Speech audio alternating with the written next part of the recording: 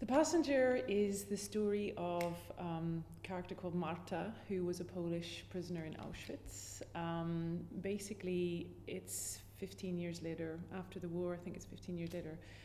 She's on a cruise ship going to Brazil. There is a character called Lisa, a German character, who's on the way to Brazil with her politician husband, Walter.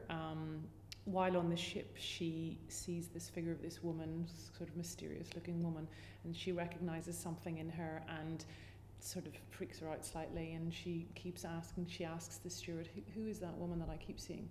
Anyway, it turns out this is a woman from Auschwitz, a prisoner, that Lisa, while an SS guard in the camp, had tried to befriend, had been nice to, but had thought was dead.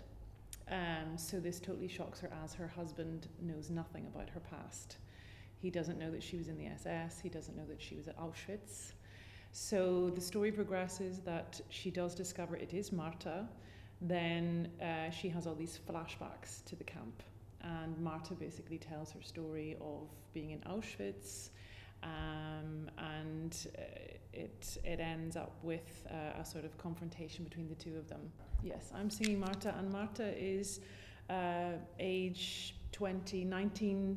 She has her 20th birthday in the camp. It's actually in the opera. They have a little celebration for her birthday. So she's only 20. She's very young. She was engaged to another Polish prisoner called Tadeusz.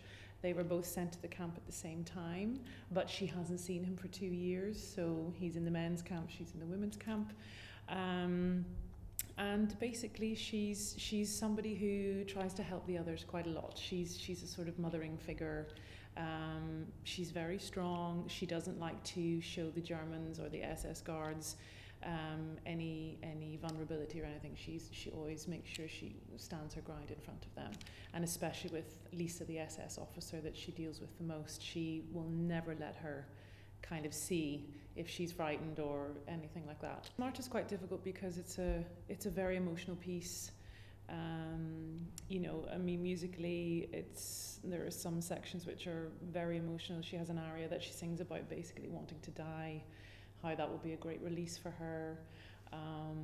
It's quite draining because all of the time also there are scenes with the SS guards where we're quite frightened, and all that adrenaline is kind of pumping, and you do feel, even in the opera, even though we know it's not real for us, the fact that it was real for somebody else is very, very important to us. We feel like all of us on stage were telling this incredible story, which was real for some people, and I do feel quite mentally and emotionally exhausted when I finish.